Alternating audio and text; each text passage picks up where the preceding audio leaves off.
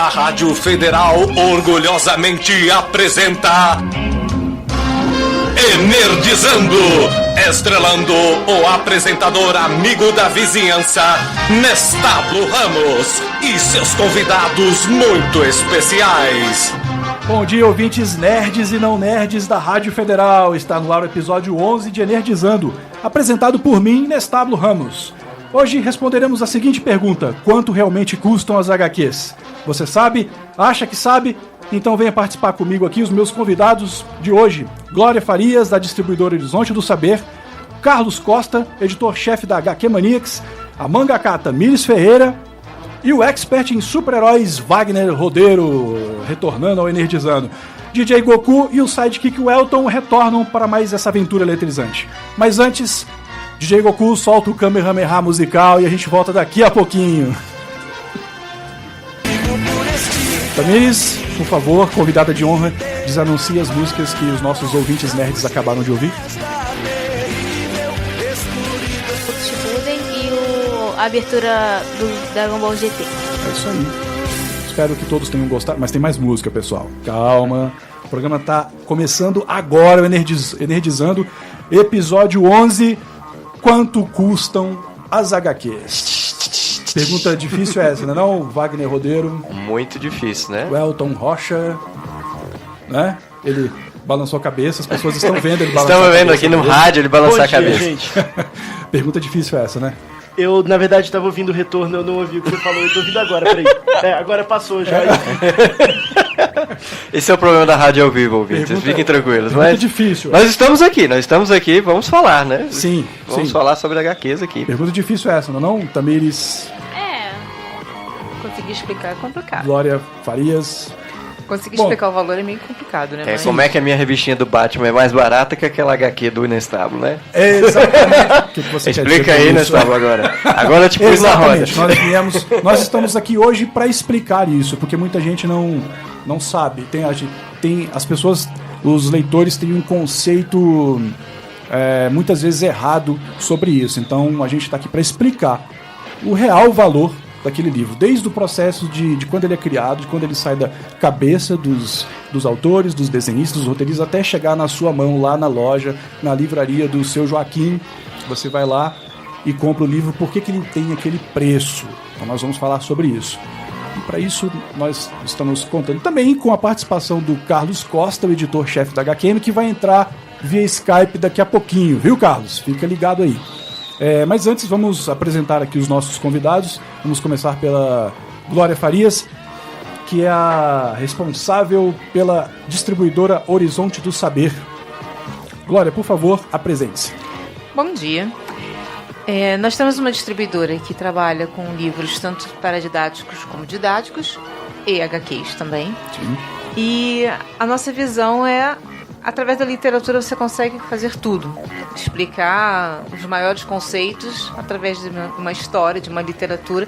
É muito mais fácil da criança entender do que você querer a ferro e fogo colocar aquele conceito. Então é mais fácil. Então é por isso a nossa opção de trabalhar com literatura é porque nós somos apaixonados por livros. Eu digo até que meio viciados em livros, mas tirando a parte do vício que pega mal. Não, mas ser viciado numa coisa. Você tá viciado no livro. Tem muito ouvinte aí que é viciado em hentai, tem muitas outras coisas. Então, eu acho que. Então. Olha aí, Tamires, aí, ó, tá vendo? Né? Essas coisas também vai Dragon Ball GT. Dragon Ball GT. Né? Cada um tem o seu vício, né? O meu, pelo menos, acho que é um pouco saudável. Mas sim, não é totalmente saudável. Eu também sofro desse mal, Glória Farias. Eu também sou viciado em livros e quadrinhos. Olha o Mutley rindo aí. O Mutley também é viciado, né? Nessa risada dele. Exatamente. Mas continue, Glória, por favor. Mas enfim, então o nosso trabalho é mesmo focado nas escolas, que eu acho que é onde a gente tem que começar a construir o leitor, a partir da criança, porque depois que a gente cresce sem o hábito, você não vai conseguir. Então é de pequeno que você tem que começar a introduzir. E como é que a gente introduz isso? Através de histórias que você conta.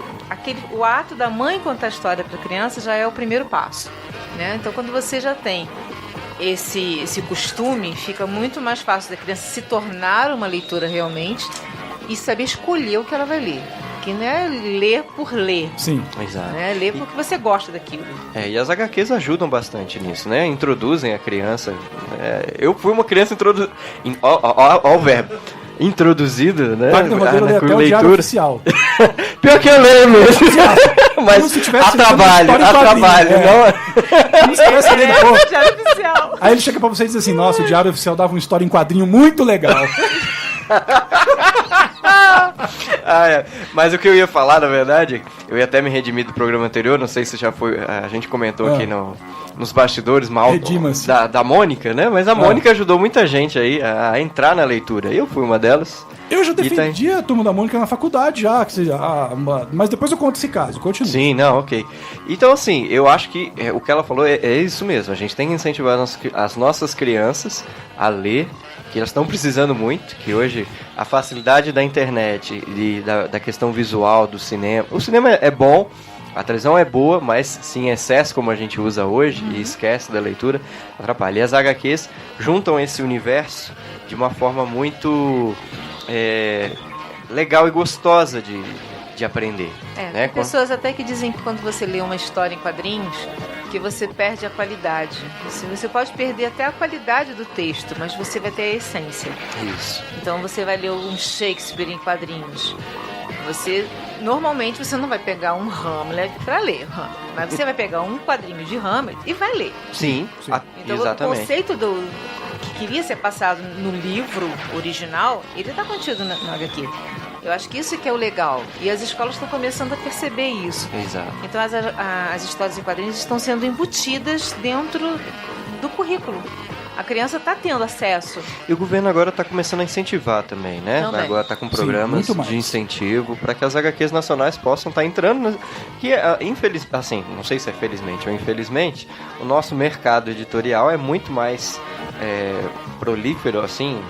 Mas tô inventando um termo aqui agora, mas mais rico dentro das escolas, né? A nossa venda editorial, ela pode dizer isso melhor do que ninguém, é muito maior para as escolas do que para o leitor na livraria. As editoras estão investindo muito mais em quadrinhos, adaptações da literatura para quadrinhos, justamente para conseguir emplacar mais produtos nas escolas. As editoras inclusive têm profissionais que eles são contratados para fazer pesquisa sobre isso, para a editora decidir qual livro que ela vai adaptar agora para quadrinho. Mas pegando o gancho do Hamlet aí, pelo amor de Deus, hein, ô nerd, que você tá em casa aí, né? Vou falar, o Hamlet, legal, eu vou fazer uma adaptação do Hamlet, aí faz uma adaptação ficção científica do Hamlet. Pelo amor de Deus, não. Pelo amor de Deus. Mas aí você tá cortando a criatividade dos seus ouvintes. Peraí, não. Fica legal. Olha o outro aí, vai dando força, o Elton. Você podia usar até uns traços de mangá. Tipo, né? O Hamlet meio Blade Runner. Assim. Meio hentai. Cara, mas se você pegar, por exemplo, não exatamente Hamlet, mas enfim, você pegar Star Wars, por exemplo, você vai achar referência de várias coisas, né? Que vieram de uma cultura mais clássica ou mais antiga, enfim. Né? E uma das referências que tem forte numa série que é, do meu ponto de vista, altamente inspirada em Star Wars, e que tem no Star Wars também, é um pouco dos filmes de faroeste. Sim, mas são referências, né? Sim. O cara não tá lá o... Hoje nós vivemos no mundo das referências, né? Tem o Clint Eastwood com aquele chapéu assim, ciborgue, tipo, né? É uma referência, não é uma... Cara, mas você já viu o filme do Romeu e Julieta? Do Leonardo DiCaprio? É. Não, porque tanta música me deu sono. Era muita música. Era música o tempo todo. Mas assim, tirando essa parte e o Leonardo DiCaprio, a ideia de adaptar para os tempos atuais, eu achei muito sensacional. Sim, mas você viu que a essência... Sim, mas ainda tá lá, aí é o ponto. Exatamente. Então, é pro cara que tá em casa que for adaptar o Hamlet, pelo amor de Deus, não perca a essência. Imagina o Marvin do... Eu vou parar de devagar, tá, gente? Imagina o Marvin do Guia do Mochileiro. Acerte ele com aquele porrete ali do... Peraí, velho. Como Hamlet. Sim. Sabe, uma criatura que tem uma crise existencial profunda porque ele tem o maior cérebro do universo e pedem pra ele servir café. Sim. Então, fala assim, filho, você vai encontrar muitas dessas coisas em sua vida.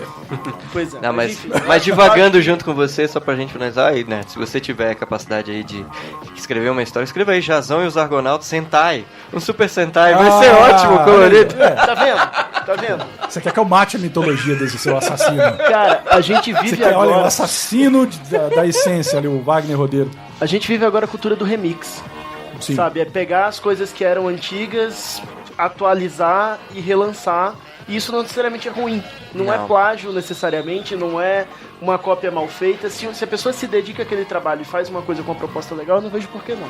Sim, sim. Só tome cuidado, tá? Por favor. Glória Farias, fala, conta pra gente quando é que nasceu a Horizonte do Saber. Nasceu em 2012, em abril do ano passado, de uma necessidade de tentar atender a demanda realmente das escolas.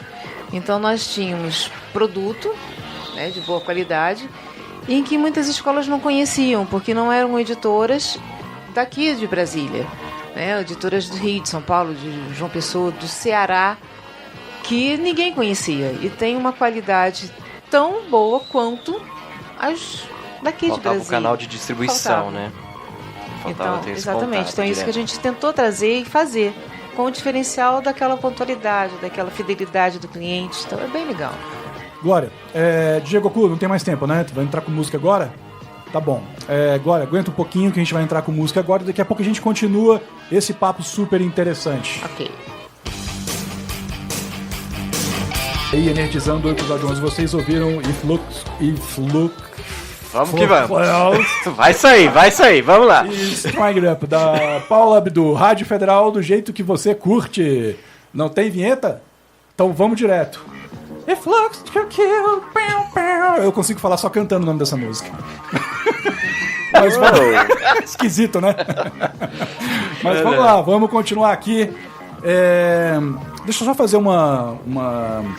Antes de mais nada, pessoal, participe do programa de hoje. Se você sabe qual é a resposta para a nossa pergunta, nós sabemos, é claro. Nós estamos aqui para dar a resposta. Mas se você acha que sabe, você pode entrar em contato com a gente aqui pelo Skype, Rádio Federal, tudo junto. Participa aqui para responder a pergunta, para fazer alguma pergunta, para imitar algum personagem que você quiser, qualquer coisa. Participem aqui para falar com a gente, tá?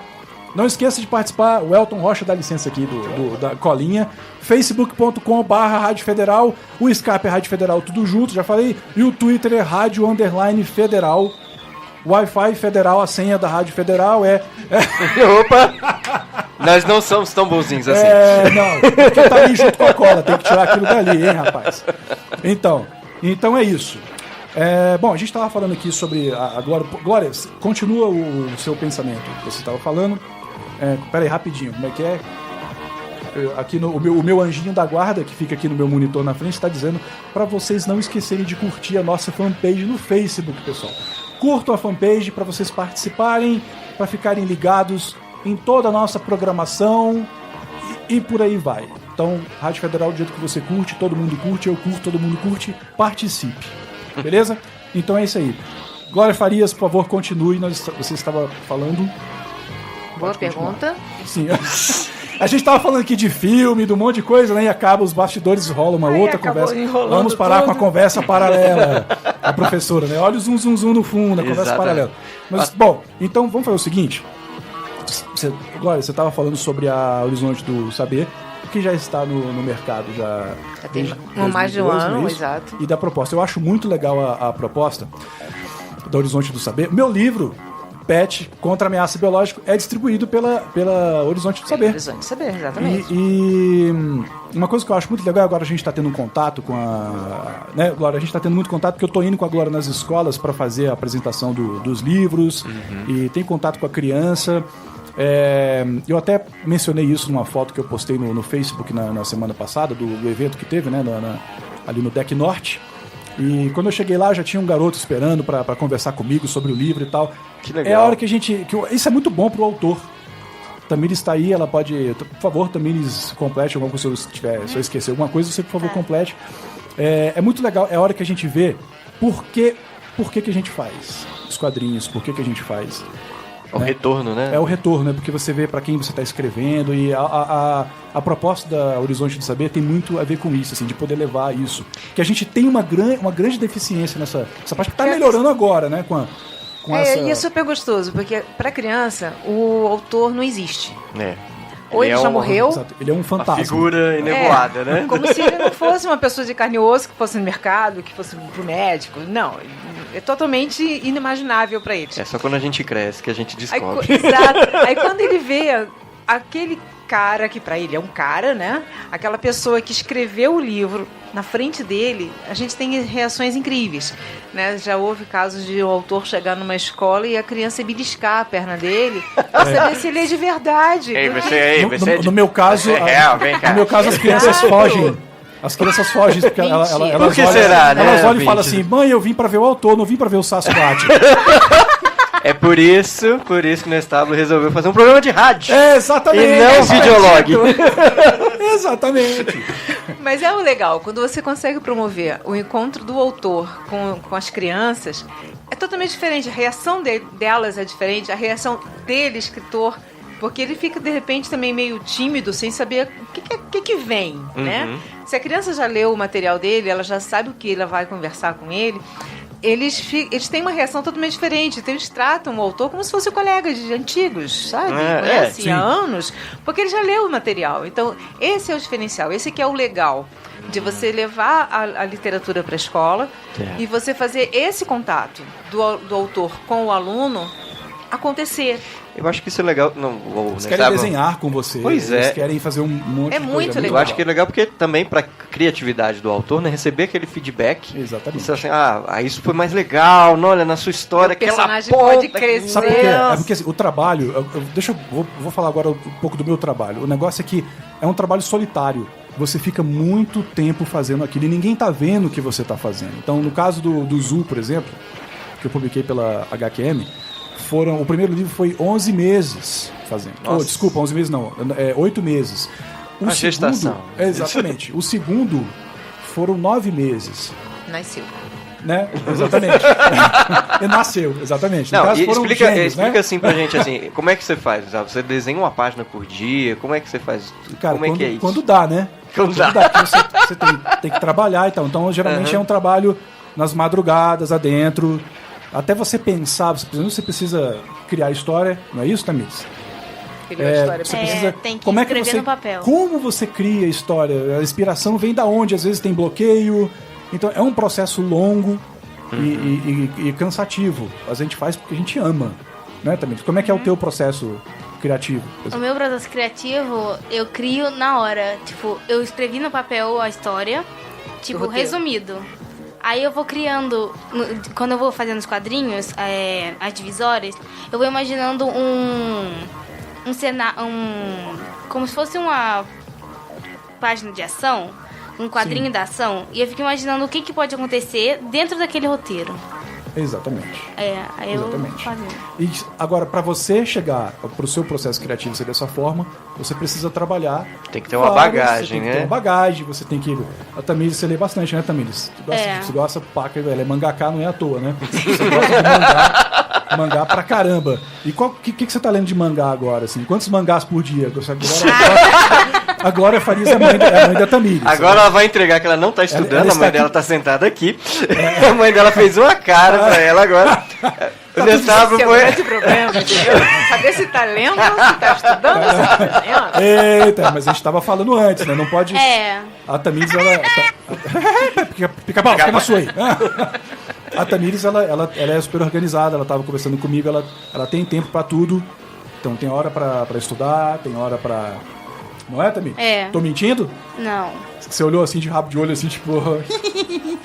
É aquele... Sabe que precisa da Tamires... Tamires, você tá com quantos anos, Tamires? 13. A Tamires, ela representa uma levada de escritores que tá chegando agora, que estão começando a contribuir, estão criando os seus produtos para chegar, logo tá com um produto no mercado... trazendo novas propostas, renovando. Eu acho que é importante incentivar essa garotada que gosta de desenho, que gosta de desenhar, que gosta de ler. E assim, vou melhorar a sua pergunta, né, Sal? Assim, em vez de falar o que ela tem, quais são suas influências? Assim, o que você tem? O que mais te influencia hoje? Que mangaká ou que história? Não tem um específico, porque qualquer mangá que me derem eu leio. Depende do limite de idade, né? Essa foi a resposta pra mãe perto. Não, mas tá certo. Não, mas tá certo. Isso é importante. E os meus desenhos, eu acho que eu me reconheço muito com os desenhos do Sakai Izuno, que faz o Mirai Nikki, e o Kishimoto, que é o que faz Naruto. E os desenhos do Kishimoto, ele é bem simples. O cabelo dele todos eles são pontiagudos, assim, e não é muito difícil de desenhar. E o do Sakai Izuno, ele já tem curvas, assim, aí eu procuro misturar os dois pra poder ficar uma coisa legal, ficar diferente. Olha só, pra você ver uma coisa, né? Ela tá falando aqui, eu tô ouvindo, tô pensando, ela precisa, como que a Tamires consegue observar? Já acabou o tempo? Sério? Nossa, o nosso papo tá tão bom aqui que tá passando rápido, ouvinte. Não, tudo bem. Então, peraí, porque vamos... Carlos Costa, tu entra no próximo bloco aí, fica ligado. Porque uma coisa... rapidinho. A Tamires... o olho clínico da Tamires... É o olho clínico que você... Como que você adquire isso? Ninguém sabe. Você é um mutante? Tu nasce com isso? Porque a pessoa que quer fazer, que quer desenhar isso na vida, ele já começa a observar isso. Desde quando? Começa a observar que o cabelo do personagem é de uma forma, que o traço dele é dessa forma e não daquela, e como compor aquela cena e tal. Isso tudo vem com a pessoa. Sim. Na bagagem dela. Bem trabalhado o imaginário dela. Isso vai ser, exatamente, isso vai ser trabalhado no decorrer da vida dela inteira. Isso tudo vai ser distribuído em todas as obras que a Tamires for criar. E isso não tem preço. Não existe. Não tem uma tabela de preço da Adegraf, por exemplo. Onde tá a tabela da Adegraf dizendo assim... Qualidade, olha, né? Exatamente. Tá aqui, ó, na tabela aqui tem um preço tal. Não existe isso. Esse já é um ponto já. Tá? Você precisa... Isso é uma coisa que você trabalha, que você desenvolve, que você trabalha. Né? A pessoa que, no caso, vai trabalhar com isso. Então... E daí começa uma jornada longa. Eu não vou dar a resposta inteira, que eu quero que vocês aí em casa pensem nas pistas que a gente está jogando aqui. Exatamente. Tá certo? E daqui a pouquinho a gente volta e agora é Kamehameha musical direto de Diego Goku. É a música da Metallica, The Unforgiven, e Hatsune Miku, Words Mine. Hatsune Miku. É isso aí, Rádio Federal do jeito que você curte. Vamos para um pequeno intervalo comercial de 2 horas e voltamos daqui a pouquinho. Rádio Federal, a melhor web rádio. Voltamos, Tamires tá achando engraçado o cara gritando aí, né, Tamires? Tamires tá achando engraçado as nossas vinhetas. Estamos de volta com Energizando e... Olha a conversa paralela. Foi mal, tio. Estamos de volta com o Energizando, episódio 11. Vamos falar agora aqui... Bom, recapitulando, nós estamos falando aqui das dificuldades de se fazer quadrinho, que o quadrinho que vem lá de fora, ele tem um valor. E é para isso que nós vamos conversar agora com o Carlos Costa, o editor-chefe da HQ Maniacs, editora. O Carlos está por aí, chama ele para mim, DJ Goku, por favor. Baconzitos, aguenta aí que daqui a pouco tá todo mundo aqui doido para ouvir a sua resposta. Ele disse que tem a resposta para o quanto custa o gibi, né? Quanto custa o nosso oráculo. Uma HQ. Nós estamos falando aqui sobre o processo, enquanto o caso não entra, a gente está falando sobre o processo aqui de criação, até com a Glória também. Processo. O estúdio é assombrado, você vê um barulho esquisito ali, é o fantasma do DJ que vivia aqui uma época atrás. Pois é, então, nós estamos falando aqui do processo de criação, das coisas que o autor precisa, madrugadas adentro, né? Todo o conceito da ideia, criação de personagem, tudo isso envolve todo um processo que é complicado, na verdade, né? Isso. A gente, claro que, não, Tamires, claro, a gente faz porque a gente ama, mas não é uma coisa simples de se fazer. O Carlos Costa, ele publica a HQM, o diferencial da HQM que eu acho bem bacana é que ela publica muito quadrinho americano, quadrinho estrangeiro, mas ela tem um acervo muito legal de quadrinhos nacionais. Então, o Carlos, ele vai poder falar pra gente da diferença. Não precisa, viu, Carlos? Não precisa falar de valores, é claro que não, mas porque nós estamos discutindo realmente o valor que não tem preço, né? Onde já dei a resposta.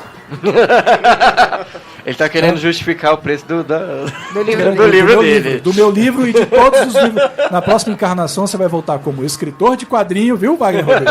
Vou jogar uma maldição em você agora, estilo Berebeganta Cabanta. Mas quem disse que eu não posso ser escritor de quadrinho ainda? Tá? Você pode, que é você vai ser, eu agora desejo a você que você... Vara mágica, pronto, você agora vai virar um... Ser escritor não precisa desenhar, né? A gente não, pode precisa, escrever. Não precisa. E essa, no geral, né? Não só o desenhista. Opa! Que isso, rapaz? Não precisa ser só roteirista, claro que não, nem desenhista. Se você não for desenhista, roteirista, colorista, letrista, nem nada disso, vai ser um pouco mais difícil. Mas você consegue se você quiser, né? Uhum. Mas não é fácil. Tá Por certo. favor, não deprecie nosso trabalho. Cadê o Carlos Costa? Já tá aí? Carlos?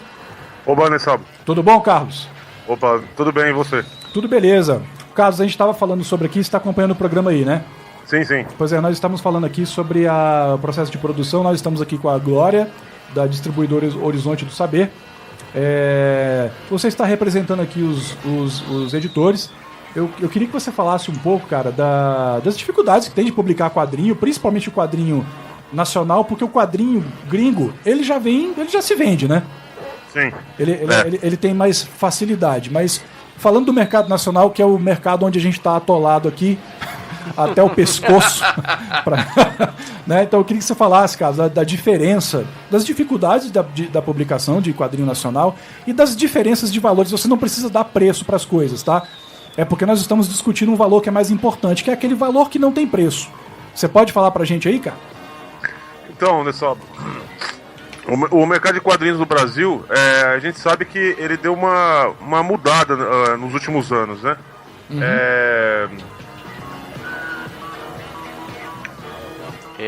Carlos? O Carlos... Oi, você tá me ouvindo? Carlos, faz o seguinte... ouvindo. Desliga aí o site da rádio, abaixa o volume rapidinho e fica falando com a gente só pelo Skype. Porque aí não vai dar esse atraso, esse delay aí pra você. Sim. Isso. Então, a gente nunca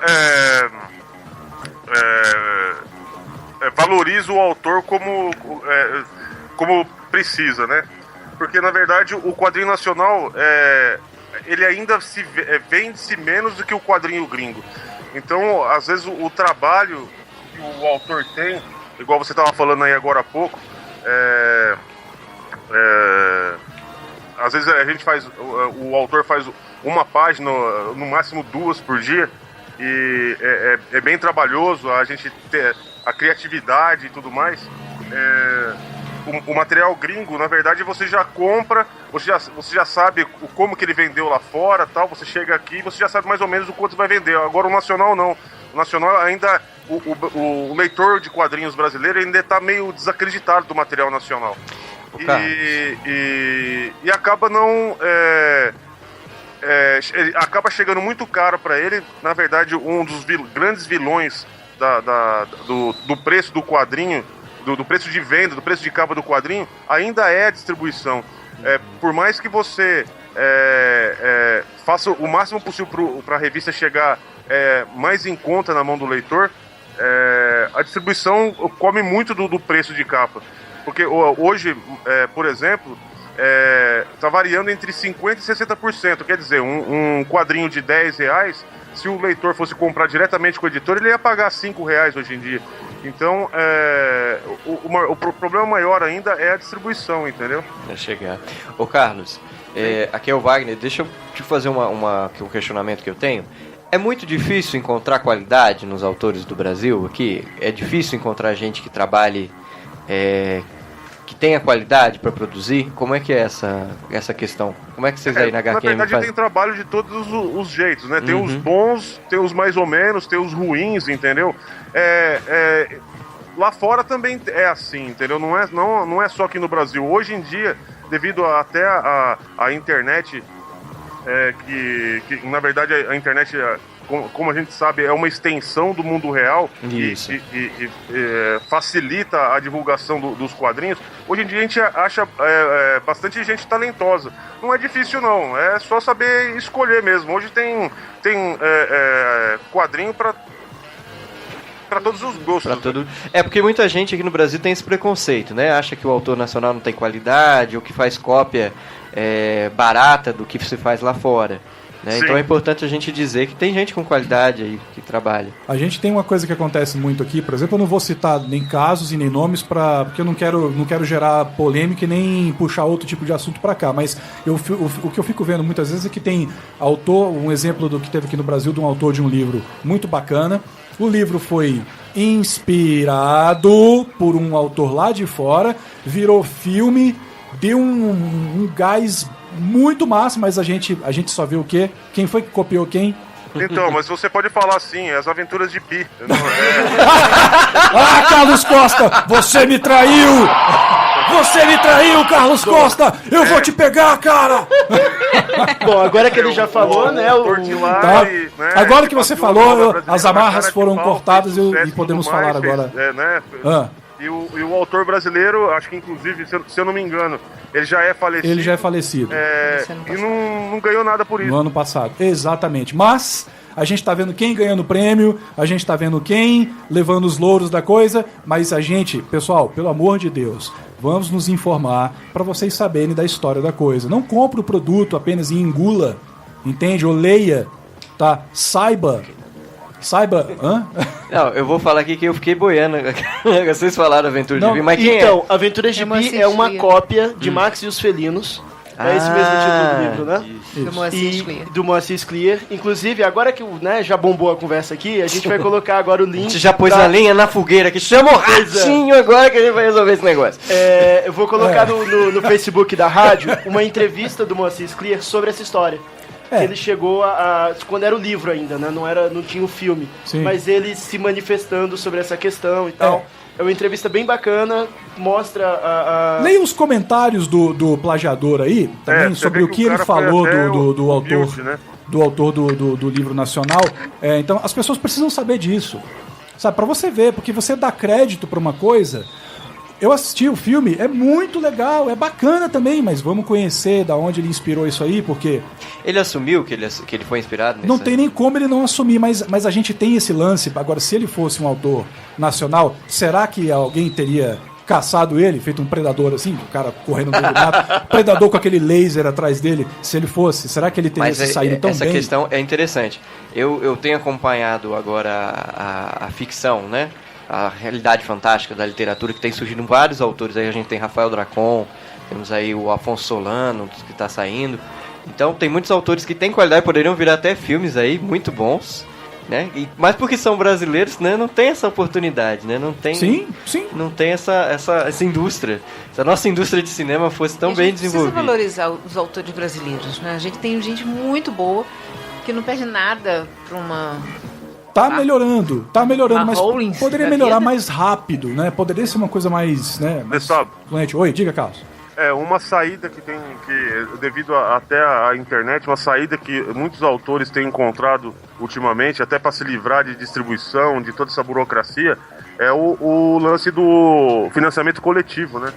Ô, Carlos, me diz uma coisa. O pessoal tem entrado bastante nisso aí. Sim, mas, por exemplo, a distribuição, pra mim, a distribuição é muito importante. E não é fácil. Distribuir não é fácil. Uma vez eu publiquei um quadrinho independente e eu fui fazer uma distribuição eu mesmo. Isso lá na década de 90. Eu fui fazer a distribuição. Cara, é uma canseira. É a hora que você descobre que você não consegue fazer nada sozinho. O que eu queria... A gente tá com a Glória aqui, da distribuidora Horizonte do Saber. O que eu queria que vocês conversassem, você mais a Glória, é para descobrir como que isso pode... Como é que dá para fazer isso trabalhar a nosso favor, entende? Sim. Glória, deixa eu perguntar pra Glória aqui, Carlos, só um instantinho, Glória. Explica pra gente, fala pra gente sobre... Eu sei que esse processo de distribuição é complicado e a logística é um dos grandes obstáculos que tem, né? O que pesa mais é justamente a logística. É a logística. Então explica pra gente como é que é esse processo de distribuição pro Carlos. O Carlos conhece porque ele é editor, mas o pessoal de casa não muitas vezes não conhece. E é importante prestar atenção nessa resposta porque isso está dentro da grande resposta de hoje, né? Porque a logística realmente é o que encarece o livro em si. Porque quando você é distribuidor, você tem que ter N contatos, você paga N impostos, né, que são tudo que pesa muito.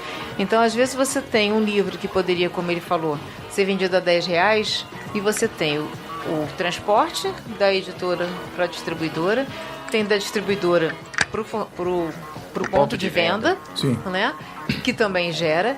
Você tem os seus funcionários que estão ali mantendo toda a tua parte administrativa funcionando, que você tem que pagar, então você tem N impostos ali embutidos. Então, quando você tem um livro que custa R$10 e o distribuidor, para ele conseguir fazer o trabalho dele, ele precisa de no mínimo 50% de desconto naquilo ali, é que com esse 50% ele vai tentar pagar todos os impostos, os INSS, os IS todos que o governo inventa. Todos, Então é muito caro. Então, e o pior ainda, quando você tem, por exemplo, 50% de desconto da editora e você ainda tem uma livraria que quer os 50% de desconto para ela. E ela apenas será o ponto de venda, ela não vai ter gasto de divulgação, de nada. Porque quando a editora prepara tudo, já prepara, inclusive, a divulgação. Então, aquela mídia toda que é gerada em cima do livro, ou pelo Face, ou mesmo pela televisão, ou pelo jornal, o que for, isso aí já veio com a editora. A livraria não está fazendo nada. Então, esse ponto final aí, o ponto de venda, é que está realmente encarecendo. Porque você tem as grandes livrarias na cidade, todas só botam o seu livro lá dentro se você der 50%.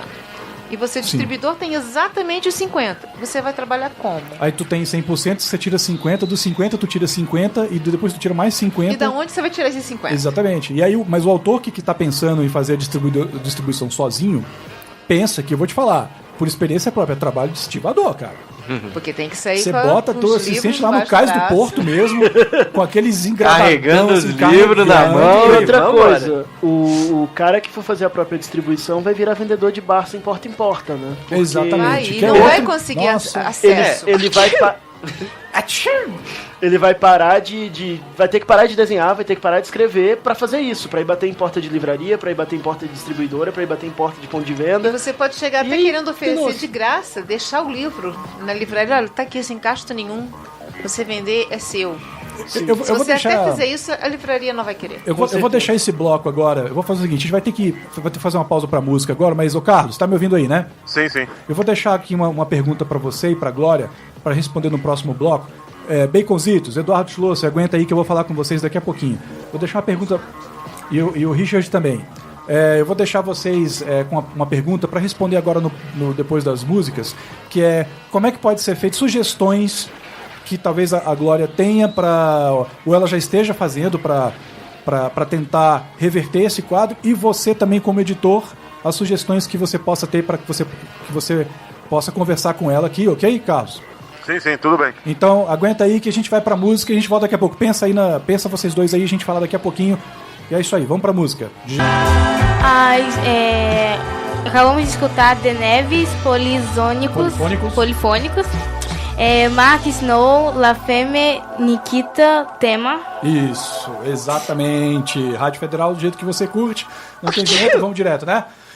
Então, antes, rapidinho, pessoal, uma pausa aqui para falar sobre os lançamentos do que tá chegando nos cinemas aí. Tem Star Trek. Uau! Além da escuridão de Star Trek, estreou ontem, né? Exato. Já tá aí. Tem um suspense agora que é Os Segredos de Sangue, suspense com a Nicole Kidman, direção do mesmo cara que fez o que dirigiu o Old Boy. Mesmo carinha. Memórias que me contam, que é um drama com a Irene Havashi. Eu não conheço ninguém desses atores globais aí. A Irene Havashi eu conheço porque é do meu tempo lá, né? E o filme com a Cameron Diaz eu me recuso a divulgar. Vamos passar direto. Que é isso? Antes da meia-noite. Antes da meia-noite. Não, então vamos falar só de Star Trek, então, logo. Peraí, ó. Que é isso? Então, ó, tem aqui Antes da Meia-Noite, que eu tô aqui revoltado, não. Um romance com Ethan Hawke. Que eu acho que esse eu não vou assistir, não. É excelente. Tu aguentou 132 minutos de água com açúcar o tempo inteiro? É trilogia? É porque é uma trilogia, bom, Mário Kempis né? recomenda, então. Tá, o Mário Kempis vocês não estão vendo, o Mário Kempis está aqui fazendo... O Nestor tá falando com o Mário Kempis, vocês não estão entendendo nada. Mário Kempis está aqui, ó. Ok, joinha. Filme, beleza. Então, Mário Kempis recomenda aí o... Vou colocar você na fita, porque se o pessoal não gostar, eles vão atrás de você, viu, Mário Kempis? Antes da meia-noite, 132 minutos de romance ali com o Ethan Hawke. Então, beleza? Rapidinho, antes de falar com o Carlos Costa e aqui com a Glória Farias, chama pra mim o Baconzitos e o Eduardo Schlosser Quero falar com esses dois cabras aí. Camiseta do Elton Rocha com o Lampião. Todo mundo tá vendo, tá todo mundo olhando. Então, pelo rádio, pela tela do seu computador, você tá vendo. A gente tem que fazer, eu vou fazer uma apresentação agora. Então vamos tocar uma música de elevador. Vamos, Wagner Rodeiro, nós dois. Você está ouvindo Energizando, episódio 11. Importante para eles. Continue aguardando isso aí. Sua participação é muito importante. O DJ corta a gente, bota a música de fundo, mas tudo bem. Bom, mas enquanto isso, eu vou fazer a minha apresentação aqui da dança do sovaco. Não vejam isso, nada por ainda? favor. Ainda bem que a rádio não tem Agora nós vídeo. temos câmeras ali e ali. Não dá mais pra invadir o estúdio à noite vestido de preto, ninja. Pra fazer nada aqui, pra sabotar nada. Porque agora tem câmeras em toda parte. Do sorteio... E vamos inventar um sorteio agora, vamos. Um sorteio agora. Estamos então. aqui enrolando.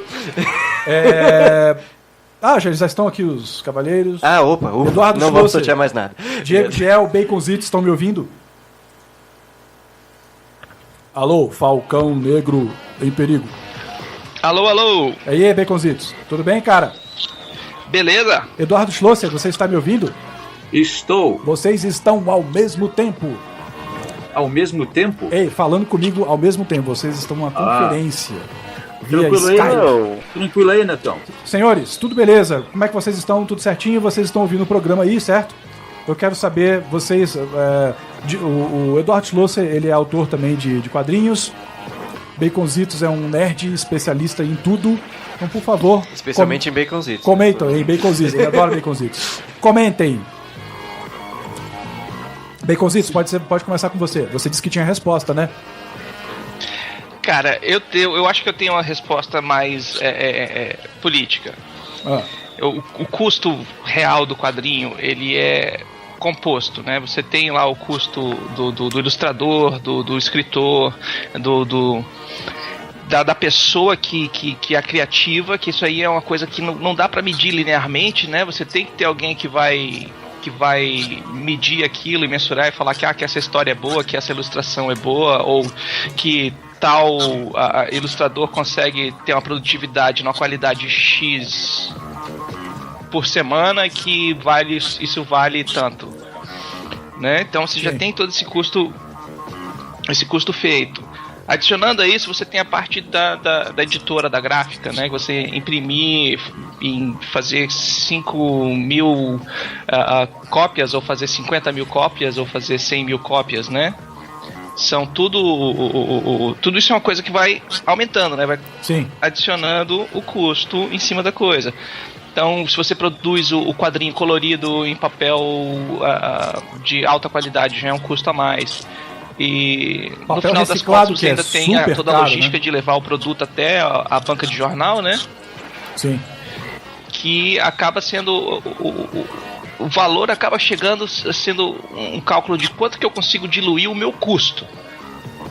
Sim. Na hora que você soma tudo, você vai quanto que eu consigo, quanto mais cópia eu faço, mais barato sai a cópia, mais coisa que eu tenho que carregar e entregar, né? É aquele mesmo caso do porquê que a Coca-Cola 600ml custa X e a Coca-Cola 2 litros custa 50 centavos, R$1 a mais. Sim. Porque o custo maior é para levar a Coca-Cola lá para o ponto de venda. Exatamente. Não é... Então chega a ser uma coisa que... para grandes editoras, para grandes... tipo, a Turma da Mônica, por exemplo, você tem lá o preço mais barato, tanto as editoras que fazem os gibis americanos, é um preço mais barato, porque já vai junto com as outras revistas, né? Vai junto com a Veja, vai junto com a Isto É, que já está indo para a banca de jornal, põe os gibis junto, que você consegue diminuir o seu custo. Então é uma coisa bem complicada. Então é aquele negócio, você tem o quanto você consegue diluir o seu custo para você diminuir o preço. Então às vezes você tem o quadrinho nacional não tem essa abrangência, porque também ele já chega meio o custo tem que ser pago aqui, né? Enquanto o gibi de fora ele já foi pago lá fora, aqui é só reimprimir e distribuir. Exatamente. É uma grande diferença isso. Eduardo Schlosser? Opa, amigão. O que você acha, cara?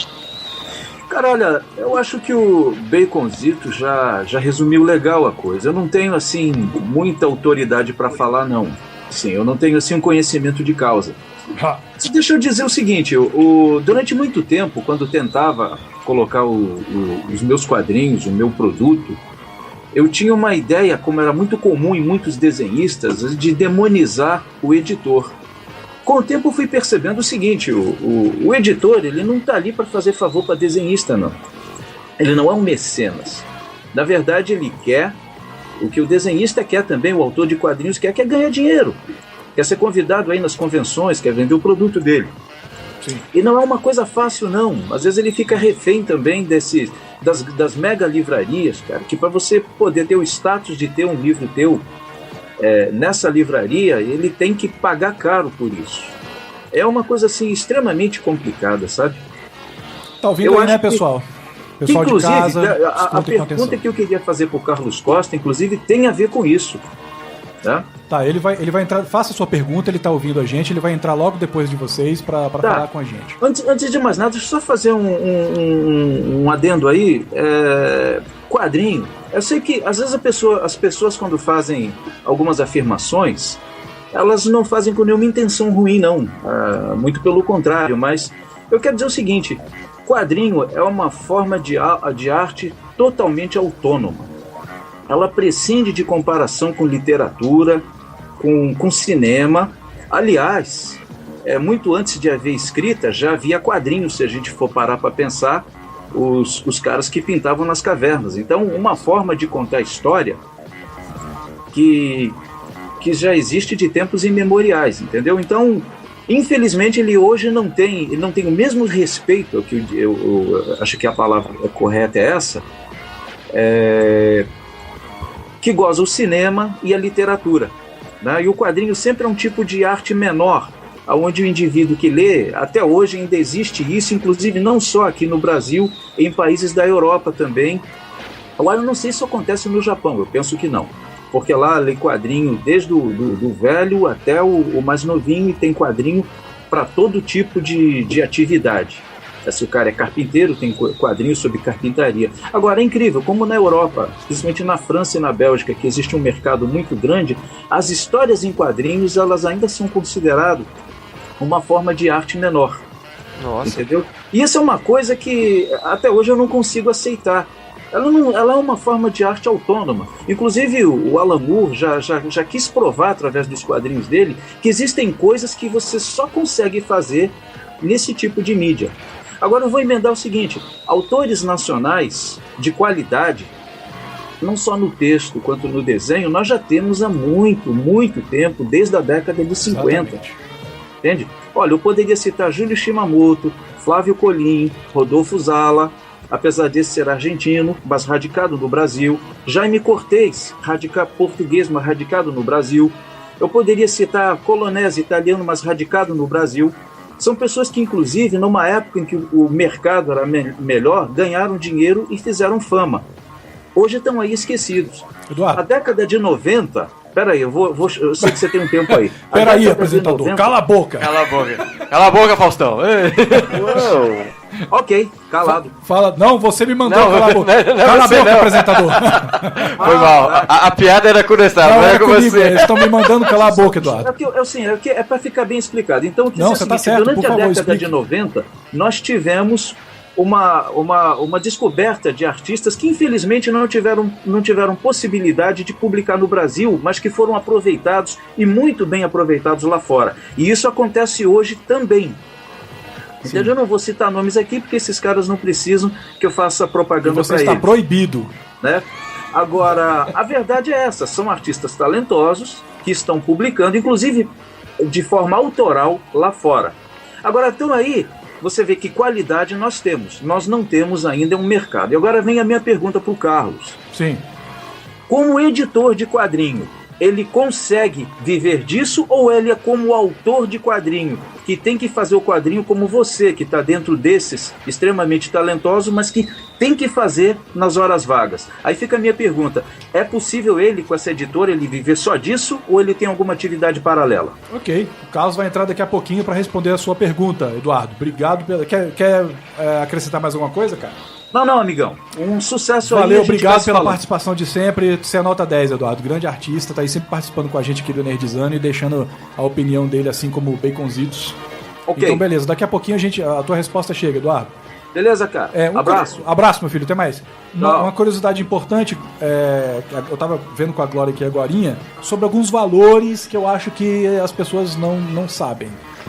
E eu acho importante saber. Glória, por favor. Para você conseguir expor, colocar assim, bem visível um livro numa livraria de rede, fica muito caro. Para você ter uma ideia, na livraria... Vou dar nomes? Pode falar. Pode? Depois eu vou lá cobrar deles. Você aí que tá escutando pode ir lá depois. Determinada livraria, vamos dizer assim, você para ter por 15 dias uma pilha colocada no chão... Não é no nem chão, não é nem em cima da bancada? Não, que isso? Por favor, não diga que é na FENAC. 8 mil reais. 8 mil reais. 8 mil. Então quantos livros que fica no chão? 10? Você paga em média de 100 livros no chão a 8 mil reais. Em outros você tem a 4 mil. Ou seja, para você ter uma ponta de vitrine, por exemplo, para ficar por mais uns 15 dias, são mais de 4 mil. Então essa distribuição é que fica cara. Tá? Então, é muito complicado. Você, em cima de um cubinho, para você colocar ali 30 livros... Eu tô vendo a foto aqui, pilhadinho, bonitinho. 2 mil. Nossa. Não, e você achando que a livraria apoiava a sua leitura, hein? Tudo bem que o negócio é comercial, nós vivemos num mundo capitalista. Mas mesmo assim agressivo. É muito dinheiro. Você tem um autor independente, por exemplo, ele nunca vai ter um livro dele ali. O livro dele pode ser fantástico, maravilhoso, que ele não vai conseguir. Do jeito tradicional, entendeu? Com certeza. E mesmo que ele vá fazer como ele estava falando, colocar um engradado no pescoço aqui e ir levar na livraria, ele não vai conseguir. É verdade. Ele vai conseguir no máximo botar 2, 3 assim na prateleira, só de lombada virada pra frente. Nossa. Carlos Costa. Oi, Carlos, tudo bem? Tudo bom. Vamos lá então, cara. Vamos falar sobre... Vocês pensou aí direitinho? Sim. O Elton, acho que só um instantinho, Carlos. Do Schoesner. Ah, tá. Responda a pergunta do Eduardo, por favor. Então, na verdade, antes, no começo, quando eu comecei tudo aqui, eu tinha, assim, atividade paralela, né? Hoje em dia, até por conta do sucesso do The Walking Dead, hoje a gente está conseguindo viver com isso, entendeu? Mas se não fosse por isso, só do nosso catálogo, se eu não tivesse o Walking Dead hoje na mão, eu teria que estar trabalhando fora, entendeu? E Carlos, já tentaram roubar de vocês esse Walking Dead? Já. Isso tu tirou a pergunta da minha boca, Wagner Rodeiro. O licenciante, na verdade, colocou a gente na parede, entendeu? Foi? Assim, ou vocês mudam uma coisa, ou começam a vender mais, ou lançam uma publicação diferente, ou a gente vai tirar da mão de vocês, porque tem muita gente interessada. Então, já sim. É tipo a máfia, assim, a Yakuza lá, vai lá visitar Eles o carro. Eles nem contaram a ideia de que vocês trouxeram antes de tudo, né? Então, antes de qualquer... de qualquer um... conhecer a HQ original, o seriado, The Walking Dead e tudo mais, a gente já tinha acreditado na HQ desde 2006. A gente tava lançando com o nome de Os Mortos-Vivos. Pois eu lembro dessas publicações. Então, tanto é que naquela época, como não se pagava, a gente lançou poucos volumes. A gente só acelerou mesmo depois que o seriado começou a fazer sucesso, né? Uhum. Então, realmente, o começo foi bastante complicado. Então hoje a gente consegue viver, mas tirando essa grande sorte, vamos dizer assim, do Kirkman ter colocado debaixo do braço e ter corrido por aí em produtoras e tudo mais para tentar que o quadrinho dele virasse alguma coisa para a TV, a gente não tinha nenhum, assim, não tinha um futuro assim, né? Não tinha uma visão de futuro, uma boa editora, de futuro, né? entendeu? Tava difícil. O Carlos Costa é meu amigo pessoal e eu sei das dificuldades que ele já enfrentou e algumas que ele ainda enfrenta para conseguir publicar esses quadrinhos, principalmente os quadrinhos nacionais. Verdade. Então, eu sei da... Eu não vou falar aqui para as pessoas não ficarem também achando que, mas só para vocês saberem. Eu sei as dificuldades do que o Carlos Costa tem para manter a editora dele.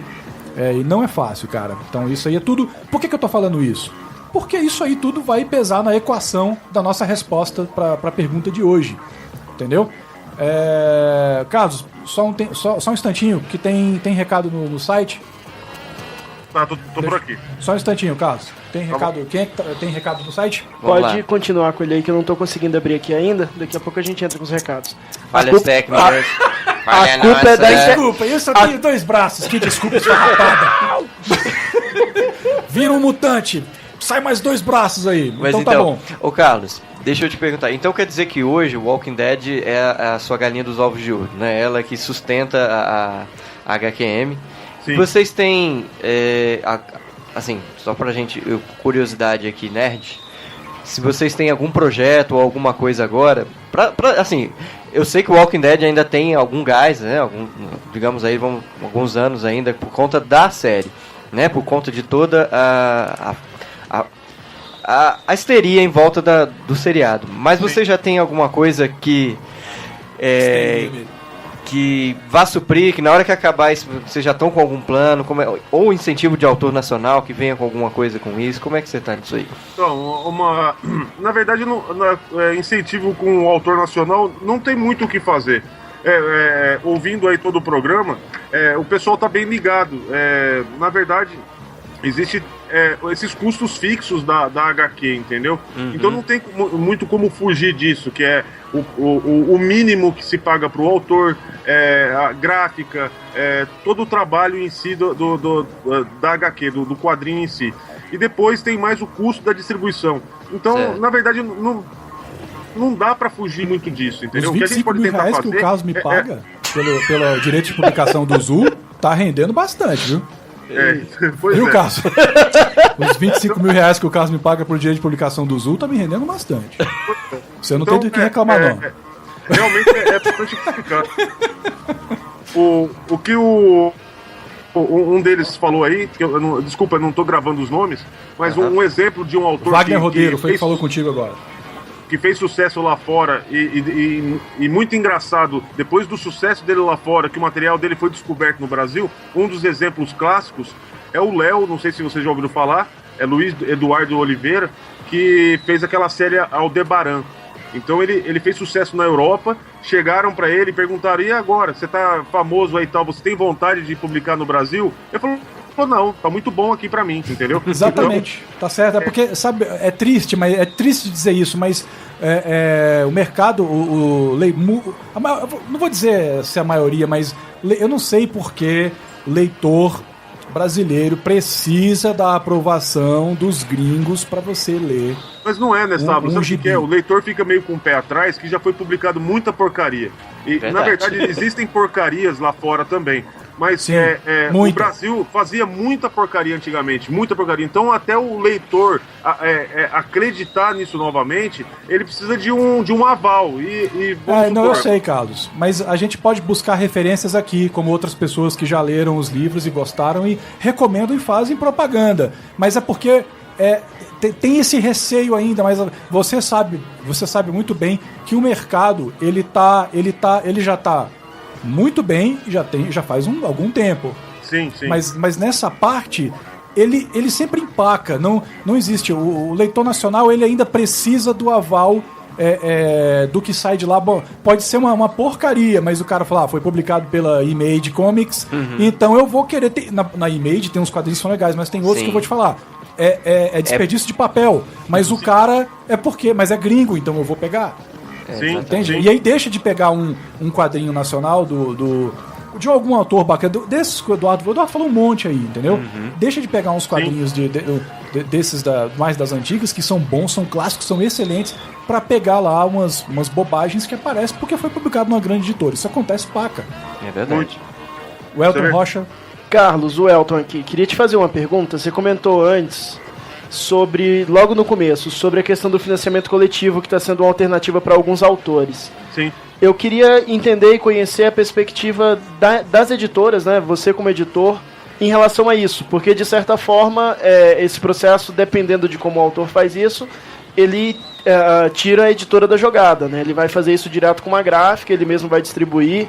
Né? Como que é a perspectiva de vocês? Como que vocês estão lidando com isso?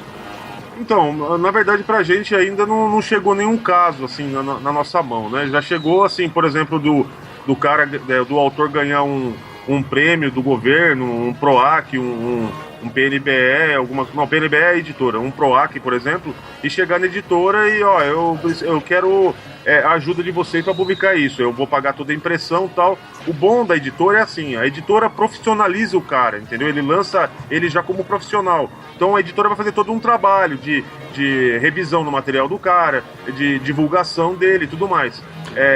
Essa é a vantagem pro autor, né? Ele já ser lançado de forma profissional. Ele lançando sozinho, ele tá lançando de forma independente. Então se ele é bom na arte, bom no roteiro e tal, mas vamos supor, será que ele é bom no português, entendeu? Então precisa-se de saber escrever, profissionais mais ligados a isso, para o material ter mais potencial. Então, sim, o pessoal tem feito sozinho, mas eu acho que o material independente, mesmo via financiamento coletivo, sem um apoio de uma editora, ele não vai ser a mesma coisa, entendeu? É o que eu imagino. Mas ainda não chegou na nossa mão nenhum complicado, autor, né? Eu preciso que conseguiu financiamento coletivo e queira lançar por uma editora, não. Olha, inclusive, posso só interromper um pouquinho? Claro. Primeiro eu queria agradecer a participação da Beta, tá? Que é a Roberta, que é a secretária do Sindicato dos Escritores. Valeu, Roberta. E ela mandou um comentário aqui bem legal. Um dos motivos que os autores preferem fazer lançamentos em restaurantes, como a gente tem feito, né? É que lá eles não precisam pagar de 50% a 60% do preço de capa para casa. Tá? Então, infelizmente, as grandes livrarias acabam prejudicando cada vez mais os autores nacionais. Esse comentário realmente que a Beta acabou de fazer no Face. Sim. Tá? E é uma real. Quando você vai fazer um evento dentro de uma livraria, você, além de dar os 50% para a livraria, você ainda arca com todo o evento. Todo o evento. Então, você tem que levar os seus livros, você tem que fazer, de repente, promover algum coffee ou alguma coisa para receber os seus amigos. E coisa que quando você faz num restaurante, como a gente tem presenciado muitos lançamentos em restaurante, isso não acontece. Então você leva os seus livros, você já não está pagando nada para ninguém, você está usando o espaço do restaurante, e o que for consumido você paga no restaurante. Se você não consumir nada, também não paga nada. Então fica muito mais barato. Por isso fica a dica aí pros autores. Exato, e a gente promoveu na semana passada, só dando, o primeiro encontro literário do Lago Norte foi justamente na praça de alimentação. Divulgado aqui, pessoal. É verdade. Em que os autores todos levaram os seus livros, cada um negociou o livro diretamente com o seu público e não se teve gasto. Tá? O gasto que houve foi gasto de tempo. E que foi muito bem gasto. E o shopping achou o máximo, né? As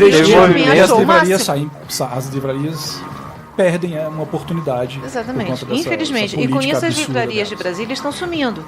Você pode contar pelos dedos quantas livrarias existem ainda. A gente só tem os grandes grupos agora, né? A Comunicação Mix. São pouquíssimas as livrarias que existem. Eu sei de livrarias ótimas que fecharam por conta de... Ótimas mesmo, ótimas. A livraria da Nós temos aqui um estranho no Ninho, que é o Elton, que já trabalhou numa dessas livrarias grandes. Ele sabe bem como é que é isso. Ô Carlos, agora eu queria ver contigo. Tá me ouvindo aí, Carlos? Tô sim. Ô Carlos, pensou direitinho naquela pergunta que eu deixei pra você e pra Glória? Sim. Tá, vamos entrar nesse assunto então. Vamos segurar um pouco de música aí. Não vamos entrar com música agora não, porque agora que a gente engatou aqui nesse assunto é importante depois, exatamente. Depois a gente volta com mais música. Mas vamos lá, Carlos, por favor, pode. Vamos deixar a Glória começar? Primeiro as damas? Sim. Pode ser, Carlos? Pode. Glória, por favor, comece. Então a Glória, ela cedeu o direito para você, como cavalheiro, você entrar primeiro nesse pântano perigoso. Carlos, pode começar. O que eu imagino aí, para de repente, é meio complicado, entendeu? Você arrumar saídas no mercado, assim, que na verdade o nosso mercado, ele não é muito grande, né, cara? É um mercado meio... Ele é pequeno, é um mercado pequeno. Na verdade, a gente uma das coisas que eu penso é a gente aproveitar essa era de internet e aproveitar ela ao máximo para fazer divulgação das obras e tudo mais. É uma coisa, para tentar a gente ganhar novos leitores, né? Uma coisa bacana que tem lá fora, que é uma coisa que até foi comentada por alguns pequenos editores aqui no Brasil, é de fazer o lance lá do Free Comic Book Day, que é o dia que as comic shops e as editoras dão quadrinhos de graça. Mas essa é uma ideia muito boa, né, cara? Ótima essa ideia. São todos os quadrinhos, né? São edições especiais lançadas exclusivamente para o evento, onde o leitor leva um novo amigo leitor para uma comic shop. Ele apresenta um novo leitor. E aí ambos ganham uma revista. Então a comic shop sai ganhando, porque está ganhando mais um leitor. As editoras saem ganhando, porque, né, tem mais um consumidor em potencial. Então é algo interessante que podia ser feito. É algo que eu imagino assim né, que poderia ser aplicado no Brasil. Outras coisas para tentar diminuir custo, infelizmente, é fazer o que os gringos fazem, né? Faz o material, começa a licenciar para fora, e com isso o custo já vai se pagando, e depois lançar no país dele. É um caminho inverso, mas pelo menos ele já sabe que no Brasil está saindo praticamente pago, ele não está tendo prejuízo para lançar, porque ele já fez dinheiro antes. O outro caminho que eu vejo também para publicações independentes, como álbuns e tudo mais, é mais difícil. Mas para uma publicação periódica, pode-se colocar publicidade, entendeu? Tentar publicidade. Não é fácil vender, mas para você tentar ir diminuindo os custos já fixos que você tem das obras. Então, são alguns caminhos que eu imagino assim. E uma outra também, como a gente está meio assim no monopólio, vivendo um monopólio de distribuição praticamente, juntar aí as editoras pequenas para tentar viabilizar isso de uma forma melhor, a distribuição em si, porque a gente não pode viver sem distribuição. Se não tiver distribuição, a obra não chega na mão do leitor final. Tem correio, mas se você for fazer os cálculos, para você mandar uma revista, vamos supor, lá pro Recife, às vezes o correio vai ficar mais caro do que o quadrinho. Aí a distribuição torna-se viável novamente. Então é realmente bastante complicado. E falando de custos, só para finalizar, falando de custos de divulgação, de eventos e tudo mais, por isso que a HQM, por exemplo, nunca foi num evento grande, por exemplo, uma Bienal. Quando a gente vai através de uma comic shop. Os custos são muito altos. Para você ir numa Bienal, por exemplo, o custo fica entre 6 e 10 mil reais. Aí tá bom, tá lá, todo mundo tá te vendo, tá vendo a sua cara, tá vendo o seu material, tá vendo o seu catálogo, mas será que você vai conseguir cobrir os custos do evento? Estou falando só do valor que eles cobram para você expor o material lá, sem falar no transporte, sem falar na exposição, sem falar em banners e tudo mais. Então realmente é tudo muito difícil, mas dá para se pensar em algumas coisas. Eu acho que sozinho é meio difícil. Eu acho que se juntar uma galera aí, dá para fazer alguma coisa. Eu acho que você deveria falar com a Glória depois, Carlos. já faz uma parceria. Exatamente. Glória, por favor, já o que continue. A gente costuma fazer para tentar divulgar um pouco mais o material é usar realmente a mídia, né? Então a gente usa muito o papel do Face, né? O próprio e-mail, mas o Face tem ajudado bastante. Então, por exemplo, vamos ao evento de hoje, né? Então, para a gente ter um bate-papo, como a gente está vendo que está fluindo, tanto pelo Skype como pelo Face, as pessoas comentando, jogando, tecendo comentários sobre isso tudo que a gente está conversando, foi através do Face. Então a gente faz a divulgação do livro, por exemplo, quando foi lançado o PET. Então nós colocamos o livro na página. O PET é o livro do Nestábulo, tá? Não é a garrafa não que eles lançaram. É a PET contra a ameaça. É a sigla para protetores da existência na Terra. Exatamente. Muito bem, dominantes. É isso aí. Então a gente conseguiu fazer, de repente, uma alavancada para as crianças conhecerem, até as escolas se interessarem, através realmente do Face. Tá? Todo esse trabalho de distribuição é muito caro. Então você tem que ter uma cota para fazer a distribuição na escola, você tem que ter a cota do catálogo, para você também mostrar para os professores e daí eles começarem a requisitar aquele material que interessa para eles. Então isso realmente fica muito caro, a gente sabe disso. Tá? Só que sem isso a gente não consegue. A mídia está chegando, o Face está chegando para ajudar, ótimo. A gente está tentando a internet evitar, como um todo, né? a gente está indicando até onde que tem o produto. Tem comigo, distribuidor, tem na livraria e tal. Em Brasília isso é muito complicado, porque as livrarias pequenas estão sendo engolidas pelas grandes. As pequenas, infelizmente, a gente pode contar 4 ou 5 que estão sobrevivendo, tá? E mesmo assim, sobrevivendo com apoio, porque se você não der o desconto para o livreiro, você também não consegue colocar o seu livro na prateleira dele, pelo menos. Não está nem na vitrine, está na prateleira. Eu acho que o autor também ele pode contribuir bastante, sabe o quê? Escolhendo fazer o lançamento do seu livro, em vez de fazer numa grande livraria você começar a fazer numa livraria menor, num café. Eu faço às vezes no Café Ernesto, quando tem algum lançamento. É importante você... É porque muitas vezes o cara olha e fala assim, mas eu quero numa grande livraria. É ótimo, é claro. Quando você for um cara grande, a gente vai falar, né? É isso. Não precisa ser grande. Eu já fiz alguns lançamentos o Elton sabe disso, eu já fiz lançamento na Livraria Cultura também, e outras livrarias grandes também, já fiz. Só que depois você começa a pensar que talvez seja melhor é importante você pensar que você partir para um caminho mais alternativo, para você não dar força para isso. Porque a coisa só acaba, você só rompe o ciclo de um lance desse quando você começa a trabalhar de forma diferenciada. Procurem outras formas alternativas. Você que é autor aí, nerd, você que está aí ouvindo a gente agora, você que desenha também, que você escreve, você está aí para lançar o seu livro, faça um lançamento. Você quer fazer uma livraria grande? Ótimo, faça. Total apoio. Mas faça também nas livrarias menores, porque para você ver como é que é a diferença. Eu tenho certeza que você vai pensar melhor nos próximos. Então eu só queria acrescentar uma questão na discussão, que esse papel da internet hoje para o autor é fundamental, né? Hoje a gente vê aí grandes sucessos, até nacionais, que não sei, a gente, nos bastidores, antes de formatar esse programa, nós citamos aqui até o Fábio Yabu com crowdfunding, né, dos Combo Rangers que estão voltando aí, que é um quadrinho nacional, e que teve todo esse... Lógico, o Yabu, ele teve toda uma história na internet, criando seu site, criando suas histórias lá, conquistou um público na internet, e aí partiu para mídia física, né, partiu para o quadrinho, e agora está retornando com isso, com o apoio dos seus fãs.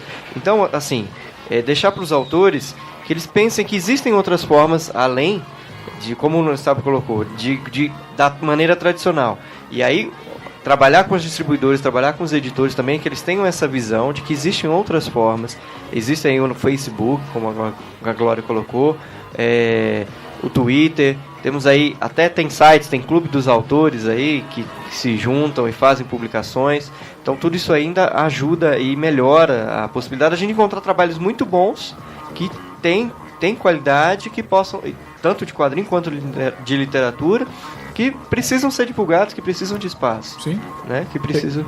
Pegando o gancho disso aí, no próximo programa a gente vai falar sobre nerds e empreendedores. Vamos trazer a Fernanda aqui, que é dona de uma livraria aqui num shopping aqui perto da rádio. Metrópole Shopping. Isso, aqui no Shopping Metrópole. Vai vir aqui para falar disso também, sobre essas empreitadas, né? Não percam. Bom, vamos fazer uma pausa rapidinho pra música, que o DJ Goku já tá ali. Olha da música. A gente tá com uma Genkidama aqui na cabeça, gente. Vocês não estão sabendo. Não, tá brilhando aqui em cima. DJ Goku, solta a música. Carlos, aguenta aí que a gente volta rapidinho pro bloco final, pras considerações finais e os recadinhos, beleza? Beleza, Nessão. Eu falo Rádio Federal do jeito que você curte. Acabamos de ouvir YouTube Beautiful Day e... Respondendo a pergunta do Alisson Fernandes... Eu já li Bakuman, sim, e gostei do mangá. E a primeira... Mas só música... isso a resposta? Já li, gostei, é legal, é preto e branco, é bonito. É preto e branco, com uns retículos. Não, eu gostei, e mostra realmente a dificuldade que demora muito pra fazer, pelo menos uma página. Tem que ter uma pessoa pra fazer cada coisa. Bakuman é um bom exemplo, né? Da dificuldade lá no Japão é ainda muito mais rígido do que aqui. Aqui, qualquer artista pode... Não, brincadeira. Brincadeira. Você pode... Gente, ela tá levando quase uma semana pra fazer 2 páginas desse mangá. Exatamente. E eu não tô fazendo mangá sozinho, o Gabriel e o Rafael também. Rapidinho. A gente não leu a pergunta, o Alisson Fernandes. Exatamente. Deixamos o nosso leitor aqui. Quem será que está falando? A pergunta do Alisson Fernandes foi a seguinte: se a Tamires... Qual o mangá que a Tamires... Como é que era a pergunta? A pergunta do Alisson Fernandes foi... pergunta pra Tamires se ela leu Bakuman, o que achou dessa série que conta a história de 2 mangakás e conta bem a dificuldade de publicar e manter uma série. Isso. Abraço, Alisson Fernandes. Isso. Agora, grande Alisson Fernandes. Ela respondeu. Ela respondeu que ela gostou muito. Temos perguntas do... Olha, o tempo tá acabando, a gente vai ter que ser bem rápido. Pergunta de mais quem aí? Tem a pergunta do Tem uma Richard. pro Carlos, né? Na verdade assim... Faz a pergunta pro Carlos, porque pra gente liberar ele, que ele já deve estar lá se coçando. É uma pergunta que na verdade vai pra todos os editores, né? E pra todo mundo que trabalha o marketing, a distribuição, enfim, dos quadrinhos e de literatura de modo geral. São 2 perguntas, na verdade. A primeira é por que há um delay na distribuição em relação, no caso ele citou de São Paulo para Brasília, ele falou de 3 a 6 meses, demora para uma coisa depois de lançada, primeiro chega em São Paulo, depois chega aqui. Sim. E a segunda pergunta é por que se investe tanto, né? Ele citou exemplos aqui, por que se investe 100 mil num quadrinho gringo e se investe menos de 10 mil num quadrinho nacional? Carlos, eu vou pedir para você dar a resposta Reader's Digest, que é a resposta curtinha, porque o tempo realmente tá bem curto, depois a gente pode voltar a falar nisso. Em questão de investimento, é o potencial de vendas do material. Então, se o editor acha que o material pode ser um nacional ou um gringo, isso não importa. Na verdade, se ele vê potencial no material, ele vai investir mais. Se ele não vê, ele não vai investir menos. Então, até para recuperar o investimento. Então é complicado. Não tem essa diferenciação, não. Às vezes até em obra literária a gente vê muito isso. Isso vai acontecer e acaba acontecendo com quadrinhos também. Mas o valor de investimento vai do potencial do material, independente se é gringo ou nacional, entendeu? Sim, tem acontecido mais com o gringo hoje em dia, né? Sim. Okay. E há uma outra pergunta aí que eu fiquei... faltou a resposta. Na verdade, perguntaram se a gente está pensando em alguma coisa, se passar essa fase da febre de zumbi aí do Walking Dead. A gente Rocketeer! A gente está investindo em um outro nicho de quadrinhos lá fora, de fora também, que é o universo Valiant, né?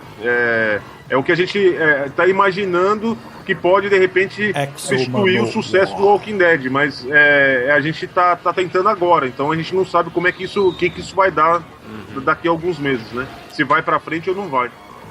Beleza. Tinha pergunta pra Glória também? Não, pra Tamires. Pra Tamires, faltou uma pergunta do Alisson, né? Qual música? Faltou. Sim, ele perguntou também qual a música que encerrou o primeiro bloco. Foi a música da abertura 6 do Naruto. É isso aí, Alisson. Seleção especial, a Tamires contribuiu aqui na seleção da playlist. O que mais de pergunta? Se alguém que tá aí me ajudando viu mais alguma pergunta, fala, porque eu não tô localizando mais nenhuma. Diz que não. O pessoal sai perguntando nos vários posts, às vezes Exatamente. A gente fica perdido. Mandem as perguntas depois, a gente quem sabe responde. Uma coisa sobre distribuição. Sim, ficou sem resposta a pergunta do Richard sobre a questão de por que demora, né? Exatamente a pergunta dele foi: por que a distribuição para Brasília tem uma diferença de 3 a 6 meses em relação a São Paulo? Então, isso aí ele não tá falando se é banca ou se é livraria, né? Não, ele não mencionou qual... Mas acho que ele deve estar falando mais banca mesmo, né? Sim. Então, banca, na verdade, a distribuição, se ela tem uma tiragem razoável, ela chega nas principais capitais do Brasil. Então, Brasília, né, por ser o Distrito Federal, tá entre elas. Se eu não me engano, tenho certeza. O Walking Dead, a hora que chega aqui, chega aí também. Sim, a diferença às vezes é de um dia ou dois. A livraria também é meio difícil não chegar. Se há uma boa distribuição, essas redes de livraria, por exemplo... pode falar nome, né, Nessalo? Pode. Depois eu passo lá e cobro deles. Manda o boleto. Cobra lá. A Cultura, por exemplo, quando compra, como é uma rede, quando ela compra pra cá, ela já vai pra Brasília também. Então, Hoje em dia é mais difícil isso. Eu acho que tá... Na verdade, não, é o contrário. Tá mais fácil ver o material em várias partes do Brasil ao mesmo tempo, entendeu? Isso, mas sendo só você vendendo direto da livraria para a livraria, você enquanto editora vendendo para a livraria. Se tivesse que fazer o trabalho, por exemplo, aqui em Brasília, você comprar a cultura, por exemplo, comprar direto do distribuidor que você tivesse aqui em Brasília, eles não fazem isso. Eles preferem comprar direto com você para você não ter o gasto da distribuição. E com isso ele quebra tanto a livraria pequena quanto o distribuidor aqui da cidade. Não, isso é fato. Isso é fato. Mas existem distribuidoras agora que estão atendendo diversas livrarias. Agora tem que saber se a livraria pequena está sendo atendida por essa distribuidora, entendeu? Hoje em dia tem algumas distribuidoras que trabalham só com isso. Ô Carlos, infelizmente o programa já acabou. O pessoal já está ali apontando a arma pra gente, dizendo que eles vão me cobrar depois aí por hora extra. Então a gente vai ter que encerrar o programa, cara, mas vamos deixar o pessoal que está em casa aí, que de repente não teve a sua pergunta respondida. Carlos, passa um meio de contato para de repente o cara mandar a pergunta para você. A Regina já passou ali, o link já passou. Glória, por favor, contatos para a editora. Faça esse é o momento propaganda despedida, assim. Faça. Que bom. Sobre os foi contatos. Ótimo participar do programa, foi bem legal mesmo o bate-papo. O nosso site é o www.horizontedosaber.com.br. E se vocês quiserem mandar algum comentário via e-mail, não quiserem entrar tanto em detalhes pelo site, pode ser pelo hds.distribuidora@gmail.com.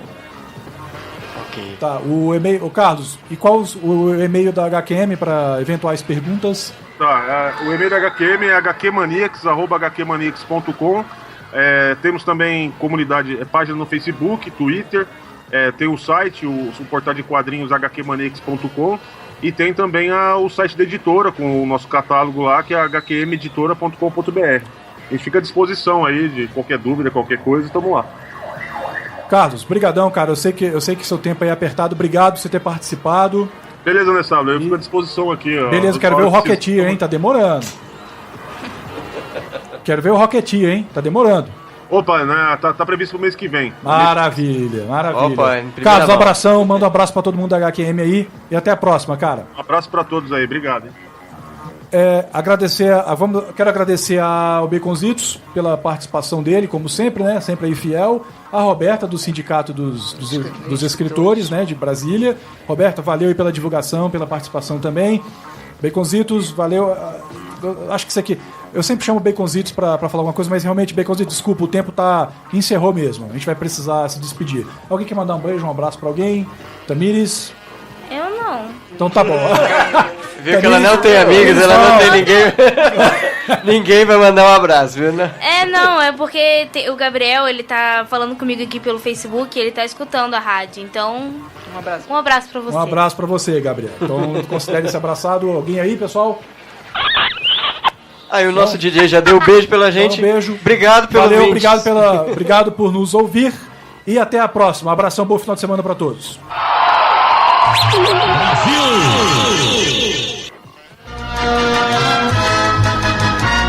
O Energizando vai encerrando sua transmissão. Nos vemos no próximo sábado, das 10 ao meio-dia, aqui na Rádio Federal.